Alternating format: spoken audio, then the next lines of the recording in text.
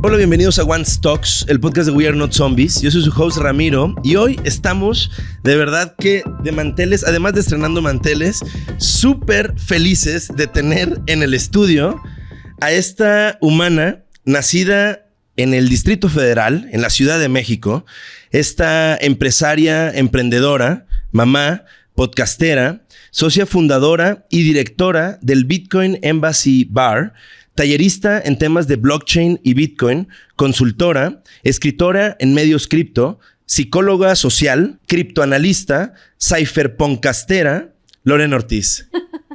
También conocida como Lore Bitcoin. Lore Bitcoin. ¿Cómo estás, Lore? Muy bien, muy bien. Pues muy feliz de estar estrenando mantel.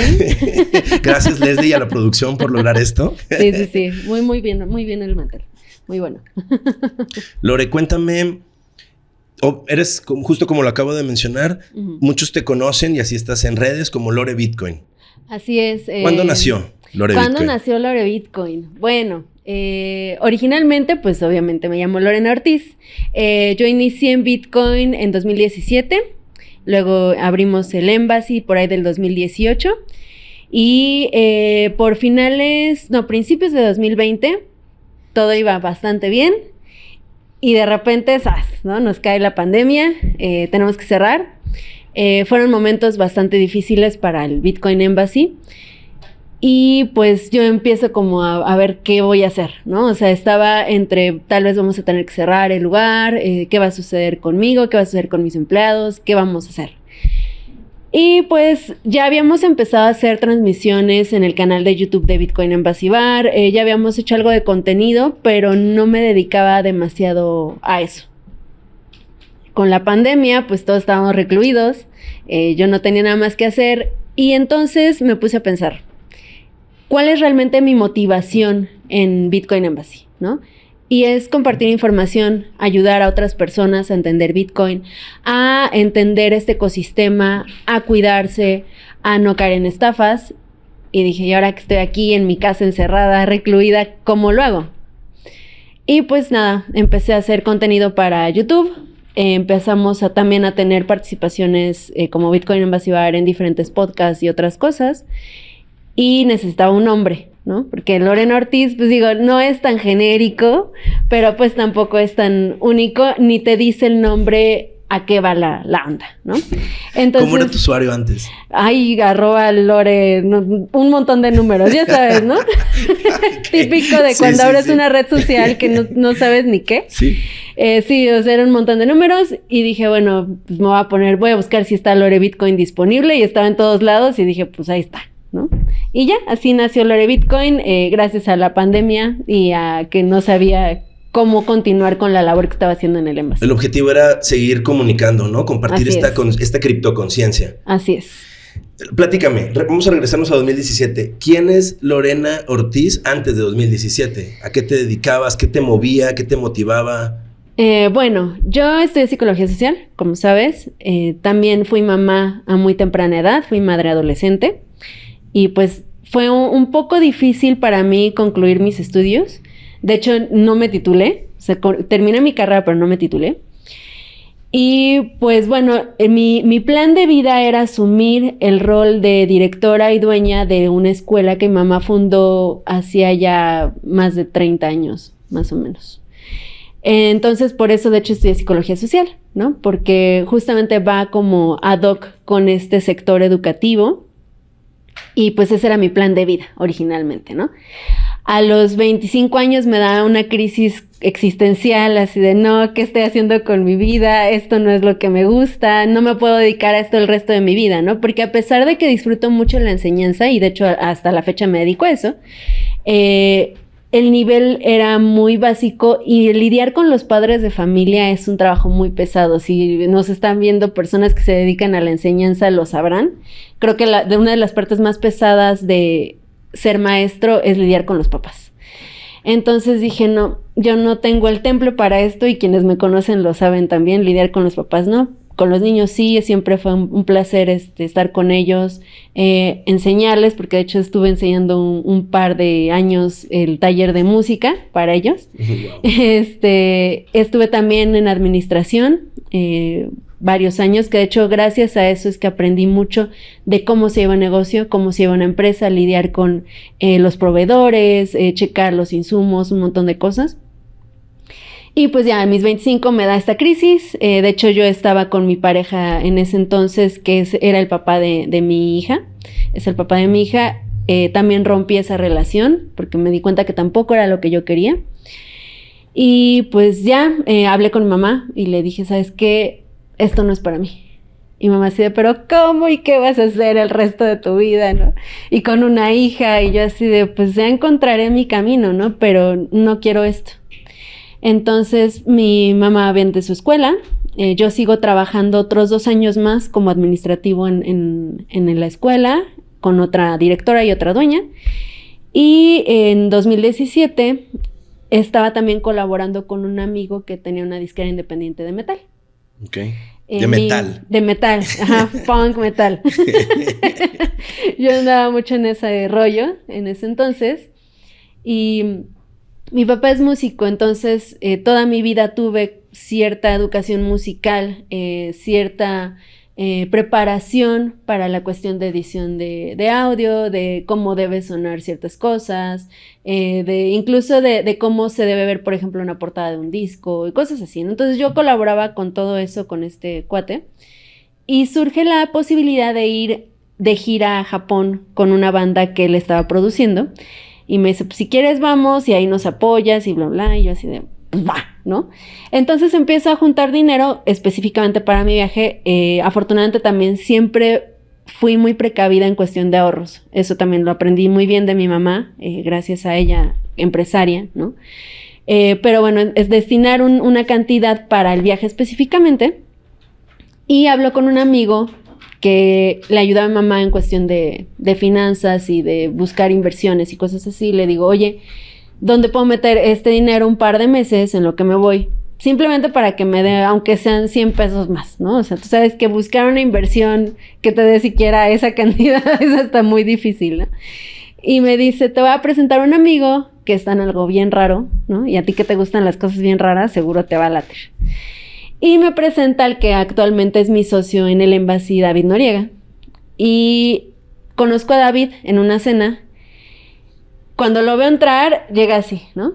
Con una sonrisota. Y a mí me pareció súper curioso porque yo rara vez conozco gente que es así de feliz. Yo dije, ¿por qué este güey es tan feliz? ¿No? O sea, ¿qué tiene en la vida que lo hace tan feliz? Y entonces, bueno, lo conozco, empezamos a platicar. Y me empieza a hablar de Bitcoin, pero no como una forma de inversión. Me empieza a hablar de Bitcoin como algo ideológico, ¿no? O sea, algo que está disrumpiendo el sistema, que está cambiando las cosas, que está cambiando la forma del dinero, que otorga soberanía a las personas, que otorga libertades. Y pues yo toda ponqueta en ese entonces con la mitad de mi cabeza rapada y yo así gritando anarquismo. Me hace clic en la cabeza esta idea tan revolucionaria y entonces me doy cuenta de que Bitcoin es una herramienta transformadora del sistema, ¿no? Y pues empiezo a platicar más con él. De hecho, esa misma noche compré mi primera fracción de Bitcoin. Wow. Así en efectivo, fue así de, a ver, ya dámelo, ¿no? Y yo creo que 500 pesos y le dije, véndame 500 pesos. Me ayudó a instalar mi primera wallet en el celular en ese mismo momento. Me pasó los 500 pesos y en ese entonces Bitcoin estaba en $7,000. Ajá, fue noviembre del 2017. Wow.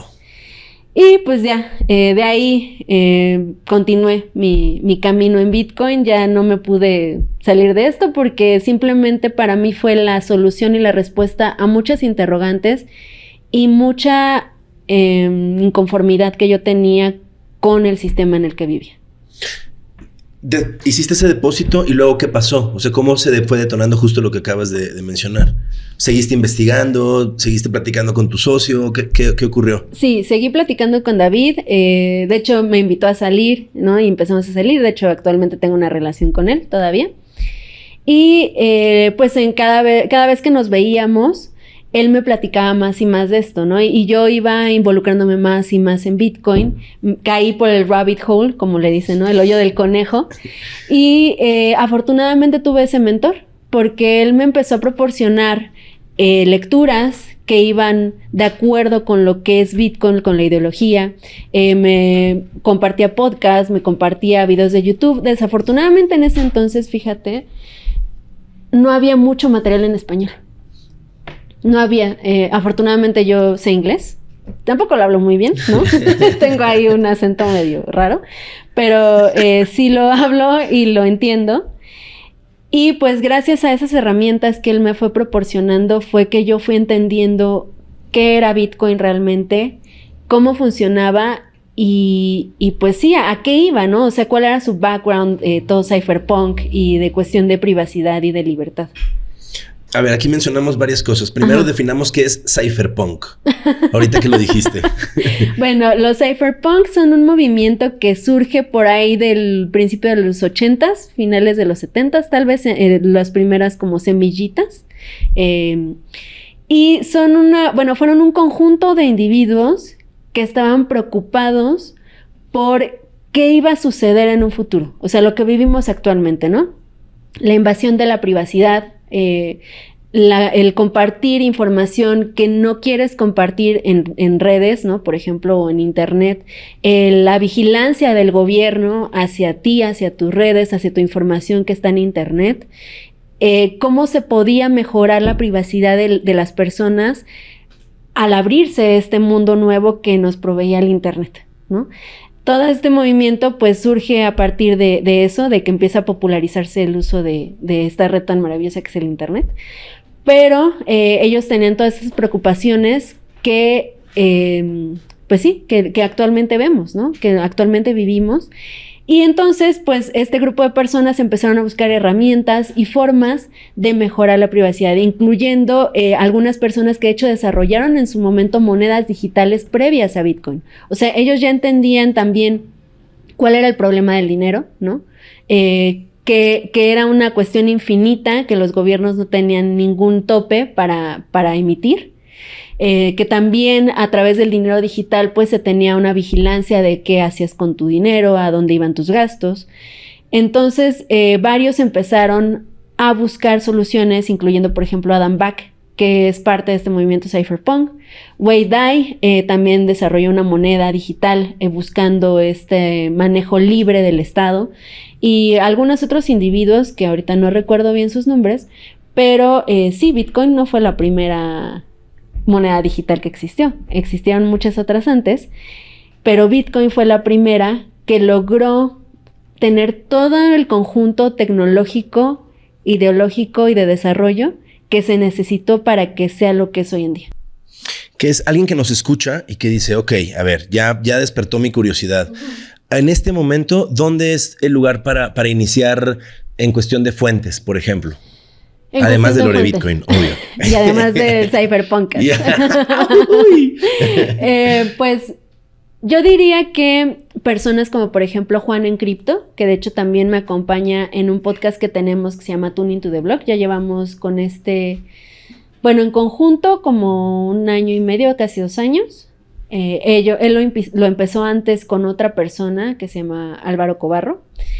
Y Juan pues es muy bueno, ¿no? También Juan Bitter, por ejemplo, que se hace llamar en su canal de YouTube Papá Bitcoin. Él hace mucho análisis técnico de criptomonedas, pero no lo hace de una forma tan buscando la especulación de hacerse rico rápido, ¿no? O sea, sus análisis son bastante bien pensados. Entonces, bueno, seguirlo a él, por ejemplo. Seguir también a BTC Andrés, que es una persona que es maximalista en Twitter. Ahorita si quieres te explico qué es maximalista. Pero hace análisis muy interesantes sobre el desarrollo de Bitcoin, qué es Bitcoin, cómo funcionan las transacciones, cómo funcionan diferentes herramientas tecnológicas en Bitcoin. Y también es muy crítico del Estado y de la política y de lo que sucede en general, ¿no? En el mundo. También, ¿quién más en español?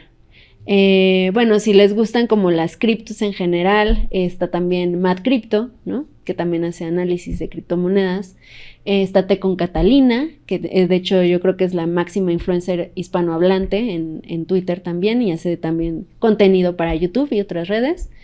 Y pues ya se me irán ocurriendo más personas. Hay otros actores que no tienen tantos followers, que no están tan presentes, Pero sí, por ejemplo, también Cristóbal Pereira, ¿quién más?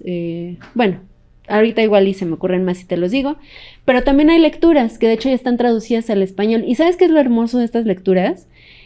Que ni siquiera es que la editorial o el autor del libro o una institución buscaran hacer esta traducción. Hay traducciones de libros bien importantes que la misma comunidad dijo, oye, ¿me das permiso de traducir tu libro? ¿No? Y en conjunto se junta la banda y hace la traducción y pues lo lanza al español, ¿no? Como es, por ejemplo, el caso de Mastering Bitcoin o el caso de El Patrón Bitcoin, que es en inglés Bitcoin Standard de Saifedean Ammous. ¿Qué más? Hay un libro muy bueno que acaba de salir hace unos meses, que se llama La filosofía de Bitcoin, y habla sobre los cambios que puede haber a nivel político estatal y de estrategias diferentes que se pueden implementar a nivel social que se proponen a partir del cambio que representa Bitcoin para el mundo en general. Entonces, lecturas hay un montón, podcasts hay un montón. La cuestión aquí es buscar a quién tengo que seguir. O sea, justamente, ¿no? Lo que preguntas. Porque hay mucha gente allá afuera en el criptoespacio que lo único que busca es hacerle promoción a shitcoins, Exacto, ¿no? A criptomonedas que no sirven para nada, que no tienen un proyecto fuerte detrás, que no van a sobrevivir a un bear market, ¿no? A una bajada de precios de las criptos en general, que no van a sobrevivir tal vez a la intervención del Estado. Entonces, solamente buscan hacerse rico rápido y eso es lo que venden en general, ¿no? O sea, y si a ti te llaman la atención las criptomonedas por esta razón, me temo que no estás en esto por las razones adecuadas, ¿no? O no has entendido realmente la profundidad que tiene Bitcoin en general. Exacto, acabas de mencionar algo muy, muy importante. Mucha gente le entra por lo incorrecto que de pronto es el concepto del dinero rápido, ¿no? El dinero fácil, el dinero rápido. Entro, salgo, ya soy millonario. Ajá. Es algo que se ha vendido muy fácil y justo lo mencionaste, el bear market. Entremos un poquito a conceptos para definir conceptos que hemos mencionado. ¿Qué es el bear market o un mercado oso? Ajá, es un mercado bajista, ¿no? Es cuando los precios, ya sea incluso de las acciones, porque de hecho de ahí se acuña el término de Wall Street, el precio de las acciones o de las criptomonedas en este caso baja, ¿no? O sea, se desploma, por así decirlo, y se mantiene un buen largo rato así, con esos precios muy bajos. Y por el contrario, por ejemplo, un bull market, que no lo habíamos mencionado, pero también es importante, el bull market o un mercado toro, ¿no? Como le digas tú, es cuando hay una estampida, ¿no? De precios a la alza y se mantiene también por un rato así, ¿no?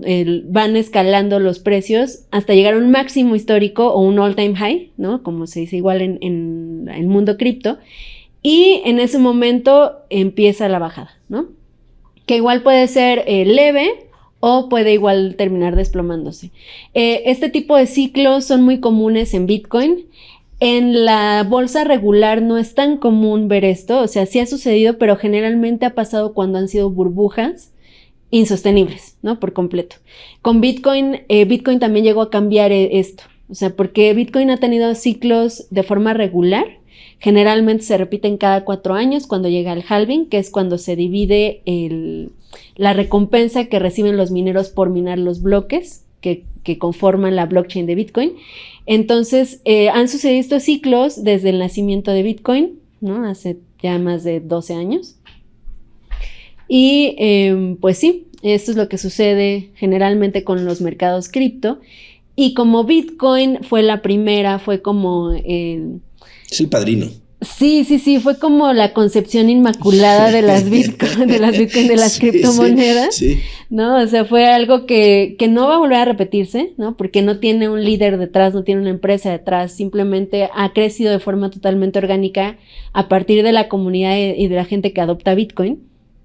Entonces, como Bitcoin es la primera, es la más fuerte, es la que ha liderado todo el mercado cripto desde sus inicios, pues cuando hay un movimiento en Bitcoin, pues las otras generalmente también caen, ¿no?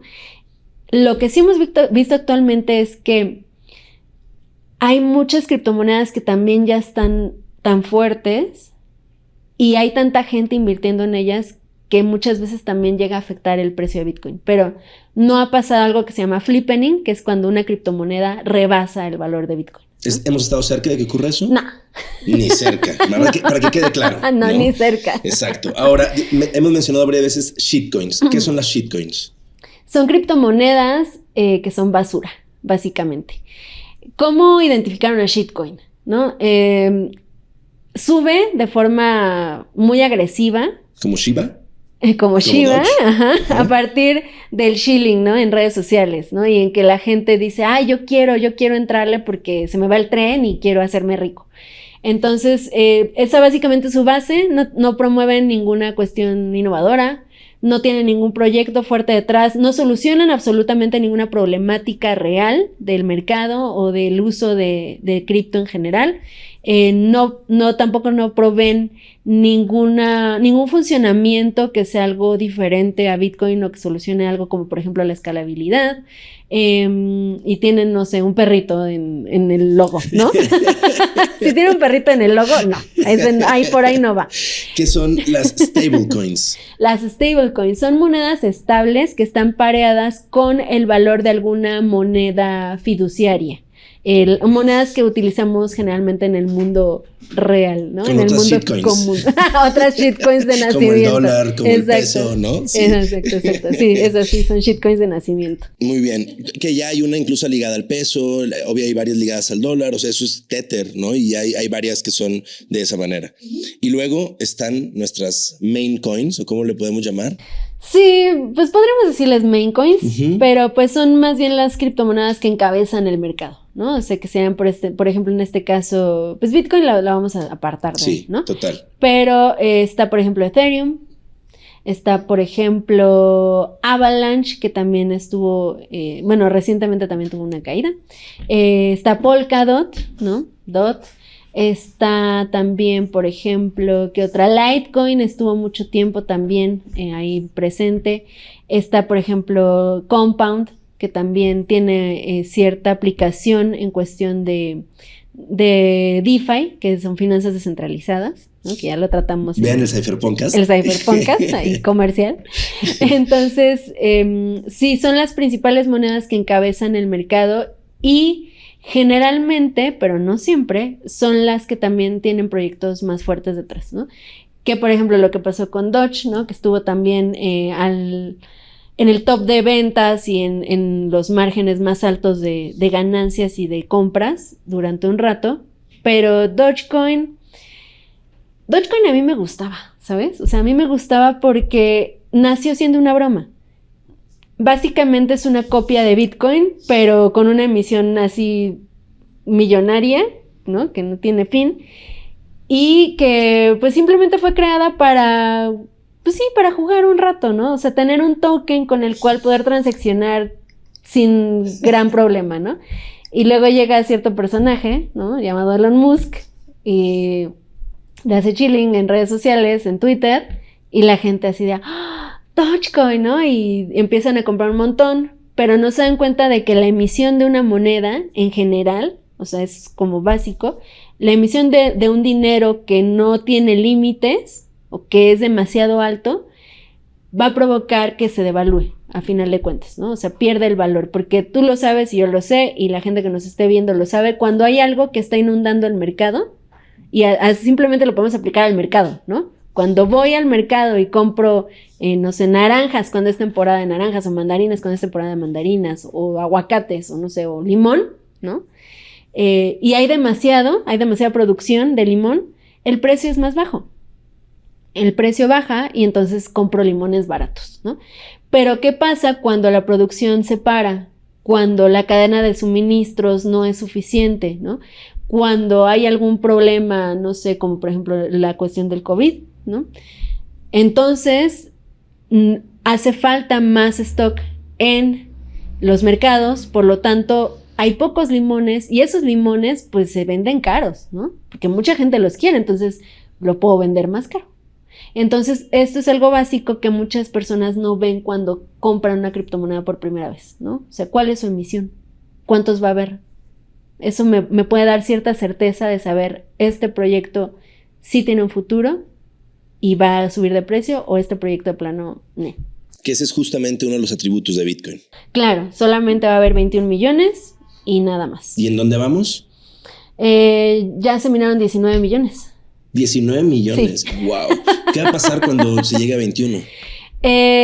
No podemos saber con certeza, porque aparte ni siquiera vamos a estar vivos, porque va a ser el año 2140. Sí. Pero probablemente lo que suceda es que los mineros, que son los que minan los bloques, los que aseguran las transacciones dentro de la blockchain, trabajen ahora solamente por la recompensa de las fees, de las comisiones por transacción, ¿no? O sea, cuando un minero crea un bloque que contiene tu transacción, además de llevarse la recompensa del blockchain, que son, bueno, al principio eran 50 monedas, después 25, 12.5, ¿no? 6.25 ahorita estamos. Además de llevarse esta recompensa, se lleva una comisión por cada transacción, ¿no? Y tú como usuario, tú decides qué comisión le vas a pagar al minero, ¿no? Puede ser una bajísima. Por ejemplo, apenas hice una transacción que me costó 2 pesos, ¿no? O puedo pagarle al minero, sabes que te doy 100 varos, pero pásamela ya, ¿no? Entonces, tú decides como usuario y probablemente en un futuro así va a suceder. O sea, los mineros solamente van a trabajar por esta comisión que le están pagando los usuarios. No sabemos, tal vez se cambie incluso hasta el código de Bitcoin en algún lugar, en algún momento, porque además Bitcoin se puede cambiar. O sea, las reglas del juego se pueden cambiar y transformar y han estado cambiándose constantemente desde el surgimiento de Bitcoin para arreglar ciertos bugs, para arreglar ciertas cuestiones de seguridad en la blockchain.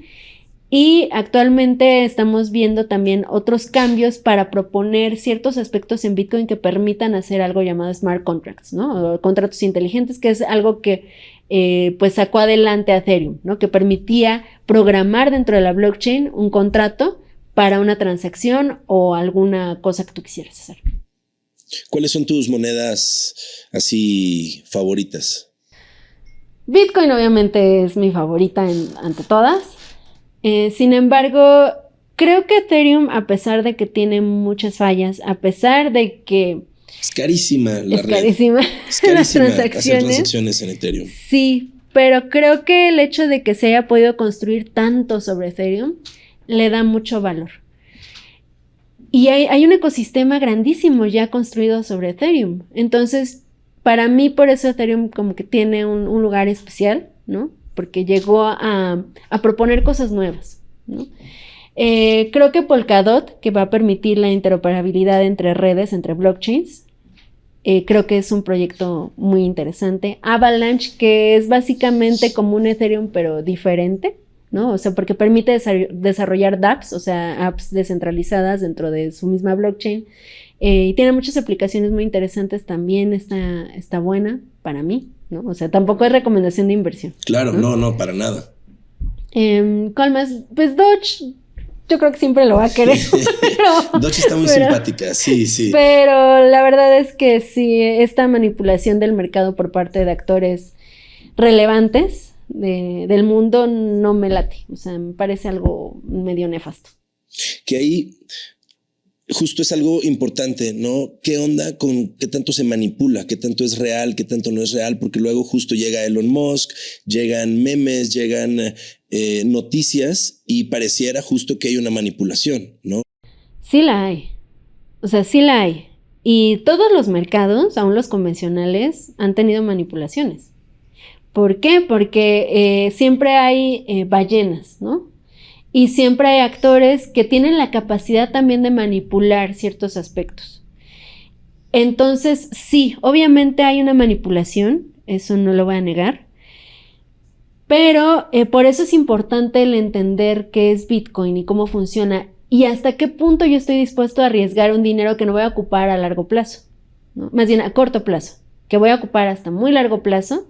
Entonces yo decidir, ok, pues sí, puede variar el precio porque, no sé, una ballena vendió mucha cantidad y después va a recomprar cuando esté más bajo el precio. Eso sí pasa y ha pasado. Pero a mí no me va a afectar porque este dinero yo no lo estoy usando para hacerme rico rápido. Este dinero yo no lo estoy utilizando de aquí a 2 meses para pagar mi renta, sino que es un dinero que yo voy a utilizar de aquí a 10, 5, 20, 30 años para mi retiro, ¿no? O sea, yo, por ejemplo, eso es lo que hago. O sea, esa es mi pensión, porque además esta generación de nosotros ya no tiene pensión. Para nada. Entonces, esa es mi preocupación principal a largo plazo, ¿no? O sea, ¿qué va a pasar conmigo cuando esté vieja, ¿no? Cuando ya no pueda trabajar, cuando ya mis locuras de Bitcoin ya nadie las escuche, ¿no? Entonces, ¿qué va a pasar conmigo? Pues voy a tener mi Bitcoin para poder valerme de eso y tener una vejez digna. Entonces, ese es mi punto de vista muy personal, también muy respetable si otras personas no lo ven así. Pero por eso a mí no me preocupa cuando baja y sube. O sea, porque para mí ese dinero lo va a dejar ahí muchos años. Y sigo aumentando la cantidad de cripto y de Bitcoin que yo tengo porque yo creo en esto. Que ahí llegamos a un terreno muy interesante que es justo la mentalidad con la que entras a Bitcoin. Que creo que el primer paso justo debería de tener que ver con eso, ¿no? El entender la importancia de la descentralización, de pensamiento, de acción, de espíritu, ¿no? De todo. El realmente tener soberanía, libertad real. Creo que un gran primer paso es decir, oye, este dinero que tengo en el banco, que como quiera voy a usar para lo que tú quieras, ir al cine, un viaje, unas chelas, una gran cena, lo que tú quieras. De pronto es un gran ejercicio tomarlo, como esos primeros 500 pesos que tú tomaste, los primeros 500 pesos que yo también usé hace algunos años, y los voy a poner acá, ¿no? Los voy a poner acá y me voy a olvidar de ellos por 5 años. Y en 5 años voy a regresar a ver cómo va, pero realmente es mi fondo de retiro. Entonces regresaré a él en 15, 20 años, en algo de tiempo, iré viendo cómo eso genera una energía muy diferente, y creo que aquí es donde justo es importante hacer el acto, porque eso ya es coherencia, ¿no? El querer descentralizar, el decir, oye, yo sí quiero una libertad real, ocurre en hacer ese experimento, ¿no? Que de pronto puede ser considerado también un experimento de fe para quien dice, no, eso es algo falso, ¿cómo puede ser que lo controle Elon Musk, lo que sea? Pero creo que uno debe de tomar esa decisión, entenderlo, y como de nuevo gastamos 500 pesos en algo más, decidir ponerlos ahí.